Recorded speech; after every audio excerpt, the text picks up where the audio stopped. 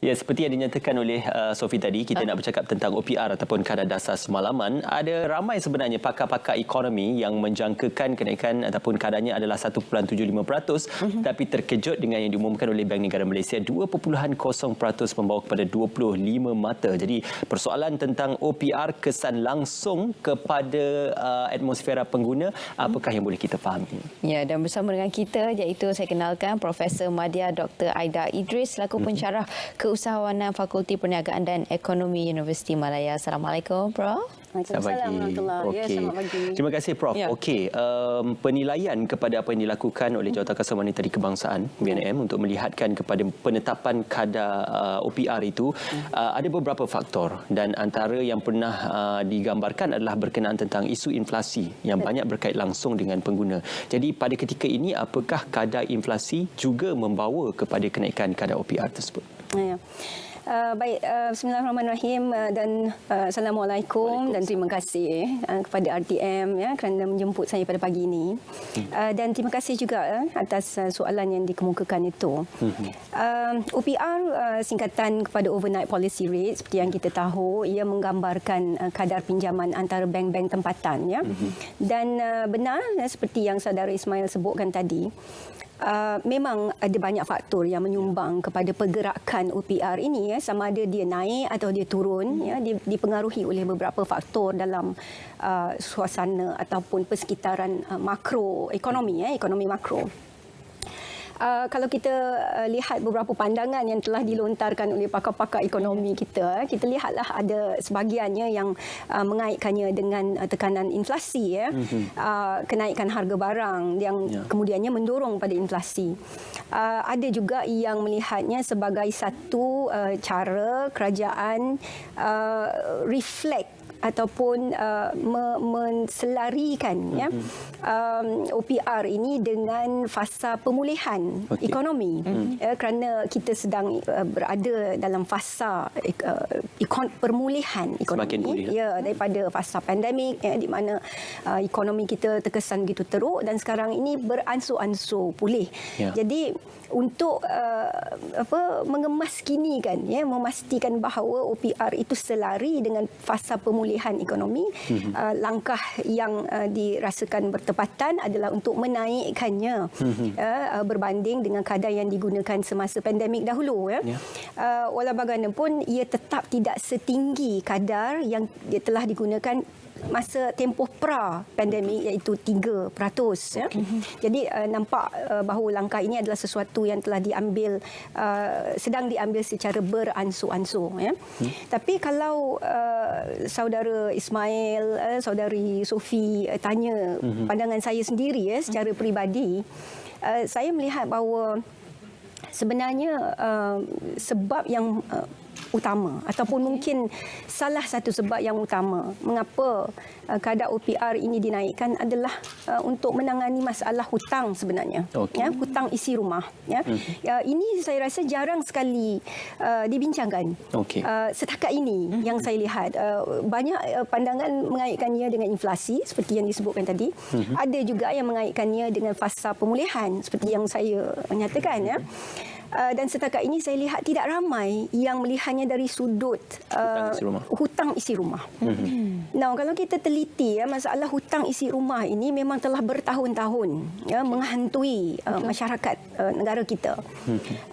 Dari sejak sebelum pandemik lagi, pra-pandemik lagi, kita telah mencecah sekitar 82% berbanding KDNK.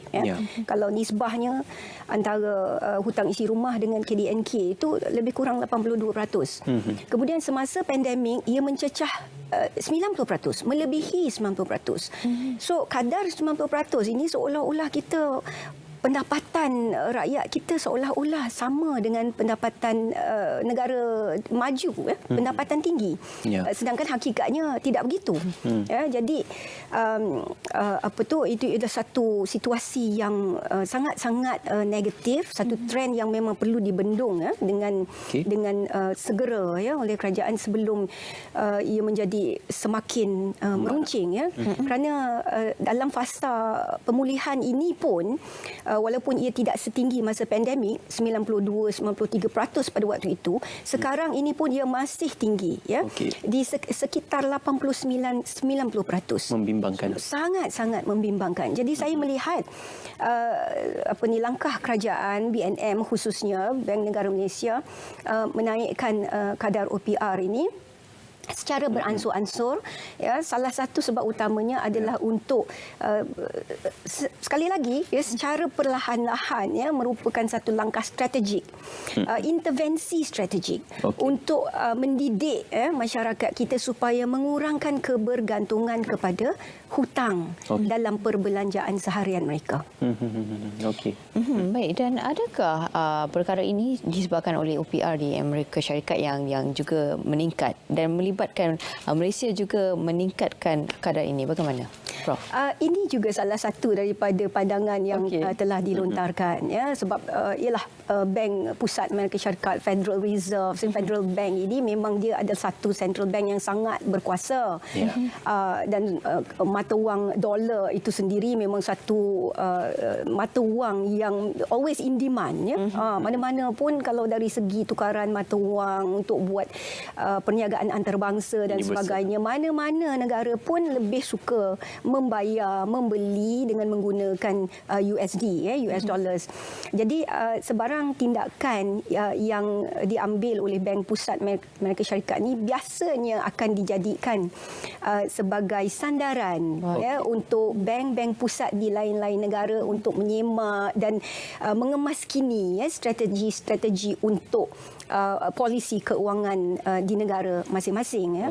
Tapi walau bagaimanapun seperti yang saya katakan tadi ya, kalau ia tidak memberi kesan positif kepada negara kita sendiri, saya yakin kerajaan kita, Bank Negara Malaysia tidak akan membuat pelarasan ya, sewenang-wenang semata-mata kerana Amerika Syarikat melaksanakannya ya. Jadi apa saja tindakan yang dibuat itu mestilah disemak dan dilihat apakah kebaikannya, apakah manfaatnya untuk pengguna tempatan, domestik, untuk rakyat kita sendiri. Cuma saya agak macam ada menginginkan penjelasan daripada Prof Doktor berkenaan tadi untuk mengurangkan kadar keberhutangan isi rumah. Jadi dengan menaikkan kadar OPR ini, ia akan secara tidak langsung memberikan satu kesan kepada pembayaran balik faedah pinjaman yang lebih tinggi, khususnya kepada flexible rate loan payment tersebut. Jadi apakah ia juga akan meningkatkan lagi jumlah pinjaman yang perlu dibayar oleh penghutang dan juga isi rumah, dan keadaan ini akan menyebabkan suatu kerugian kepada isi rumah kerana tunai di tangan yang semakin berkurangan kerana nak membayar hutang? Ya, betul. Betul, memang ini satu situasi yang real ya. Kita tahu bahawa langkah-langkah intervensi seperti ini dia berkesan kepada mereka yang masih belum berhutang. Apabila kerajaan betul ya, dia macam satu peringatan ya, beware ya, ambil kisah. Sekarang ini kadar pinjaman semakin tinggi, jadi untuk mereka yang masih belum berhutang, ini adalah masa untuk mereka menyemak semula keperluan untuk memohon pinjaman. Kalau perkara itu tidak betul-betul kritikal ya, tangguhkan dahulu. Kalau ada contohnya niat untuk membeli hartanah, kereta baru ataupun hartanah untuk tujuan pelaburan contohnya ya, mungkin pelabur ini ataupun bakal pembeli ini boleh menyemak dahulu ya, sama ada pulangan yang mereka jangkakan daripada hartanah yang baru nak dibeli itu berbanding dengan keuntungan ataupun dividen yang mereka boleh perolehi dengan menyimpan dalam fixed deposit. Boleh timbangkan mana satu yang lebih. Kalau yang ini yang lebih, mungkin tangguhkan dahulu, simpan dahulu. So dia memang berkesan kepada mereka yang masih belum berhutang. Tapi untuk yang memang sudah berhutang, memang kesannya memang negatif. Implikasinya adalah sama ada mereka perlu membayar kadar yang lebih tinggi atau jumlah yang lebih tinggi setiap bulan ataupun tempoh pembayaran itu akan menjadi lebih lama, lebih panjang. Dan untuk golongan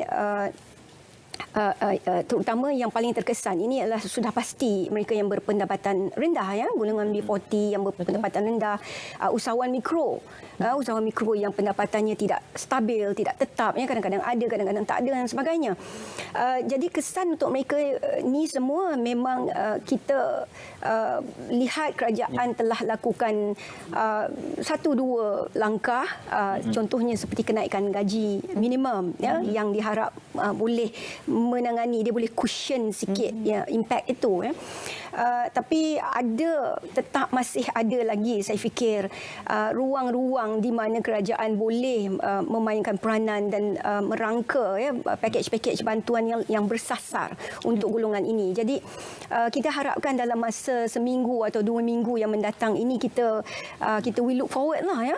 Kita harapkan ada pengumuman daripada Kementerian Keuangan, Menteri Keuangan contohnya, bagaimana, ya, kerajaan boleh membantu secara bersasar, ya, golongan-golongan yang paling menerima kesan negatif daripada kenaikan OPR ini. Okay. Dan berbalik kepada loan tadi, kan pastinya akan syarat-syarat akan diperketatkan lagi, sebagai contoh untuk mengambil loan rumah maupun kereta. Dan sekarang ni kita juga ada pilihan seperti yang dikongsikan oleh Prof, iaitu untuk kita iaitu pendeposit lah tetap, ataupun dari segi kewangan tu menyimpanlah kewangan tu, kan. Dan juga saranan, dan ini merupakan satu berita baiklah buat kita semua, di mana walaupun kenaikan kepada kadar tadi tu, tetapi masih ada berita baik bagi pendeposit tetap. Betul. Prof. Ya, betul. Untuk mereka yang memang mempunyai lebihan tunai, ya, lebihan cash, ya, yang ada simpanan, ini adalah tempoh yang baik, lebih baik untuk mereka menyimpan, dan ia menjadi satu alternatif yang lebih viable, ya, fixed deposit contohnya, menjadi satu alternatif yang lebih viable untuk mendapatkan keuntungan jangka pendek, kerana fixed deposit kita tahulah ada yang 3 bulan, 6 bulan dan sebagainya, ya. So kalau kita ambil 3 bulan itu boleh mampu memberi kita keuntungan jangka pendek, ya. So alternatif yang viable berbanding contohnya seperti yang saya katakan tadi, mungkin melaburkan wang itu dengan membeli hartanah yang pada waktu ini harga hartanah kita pun belum betul-betul pulih seperti masa fasa pra-pandemik dahulu. Begitu juga dengan kadar pinjaman yang lebih tinggi, ya. Kalau nak beli hartanah pun nak buat pinjaman baru. Jadi ambil kira semua ini dan lihat mana alternatif yang lebih baik, ya. Satu lagi yang saya lihat dalam kalangan masyarakat kita, bukan masyarakat kita, pengguna secara amnya, ya, di seluruh dunia pun, salah satu cara untuk membuat keuntungan ialah forex, ya. Jual beli mata wang asing, ya. So dalam kalangan masyarakat kita juga ada yang menjual ringgit, ya, menjual ringgit, membeli mata wang asing, kemudian disimpan untuk sementara waktu, dan apabila nilainya tinggi, ya, kadar tukaran tinggi, masa itu dijual untuk mendapatkan keuntungan jangka pendek, ya. Tapi kalau dalam waktu seperti ini, di mana OPR itu dinaikkan, sekali lagi simpanan ataupun fixed deposit itu merupakan satu alternatif yang mereka perlu beri perhatian sedikit. Adakah pulangan yang boleh didapati melalui fixed deposit itu lebih tinggi, lebih terjamin berbanding dengan jual beli tukaran yang ada hari naik, ada hari turun, dan kita tak, ya, hari-hari kita nak kena ikut, ya, turun naik dan sebagainya, ya. Dan dari segi ekonomi juga, sekiranya aktiviti jual beli wang ringgit ini, ya, dapat diperlahankan dengan cara pengguna kita menyimpan lebih dalam bank-bank tempatan, ia boleh membantu menstabilkan nilai ringgit yang pada waktu ini memang sedang mengalami sedikit kemerosotan. Okey. Cuma nak menghubung kaitkan dengan pengguna dan juga kuasa beli pengguna. Kita sedia maklum disebabkan oleh OPR ini dengan pembayaran kepada faedah pinjaman yang lebih tinggi, tunai di tangan semakin berkurangan dan juga aliran tunai untuk pengguna itu juga semakin berkurangan. Purchasing power juga akan semakin berkurangan. Jadi apa akan jadi kepada kuasa beli pengguna dan juga kepada peniaga yang akan terjejas disebabkan oleh keterhadan penawaran wang ataupun kuasa beli pengguna di pasaran? Ya, betul.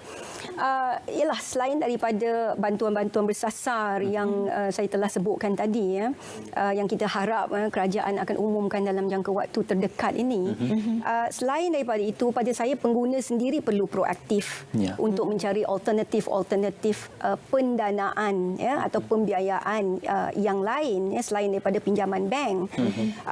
Kalau kita lihat dari perspektif keusahawanan, usahawan-usahawan mikro, contohnya sekarang ini kalau mereka mengikuti perkembangan terkini, bagaimana perkembangan dalam strategi perniagaan yang terkini, yang lebih inovatif, mereka boleh semak sama ada alternatif lain untuk membiayai perniagaan, contohnya geran, ada daripada agensi-agensi tertentu seperti MDEC dan sebagainya, ada geran yang ditawarkan, SME Corp ada geran padanan.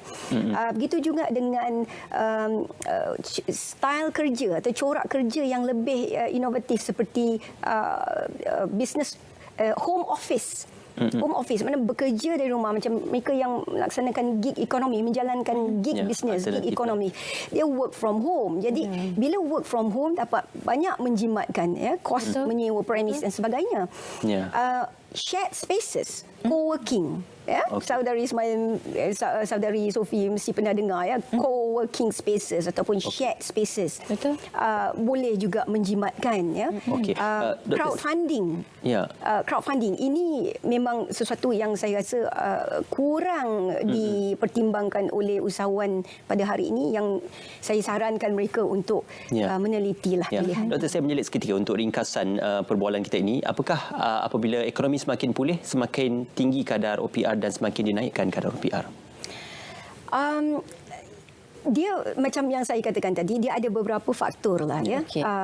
Apabila Bank Negara Malaysia meneliti sama ada mereka ingin menaikkan terus ataupun secara beransur-ansur, dia akan melihat banyak faktor-faktor lain selain daripada sama ada ekonomi ataupun KDNK kita semakin bertambah atau tidak. Itu salah satu daripada faktor yang akan dipertimbangkan.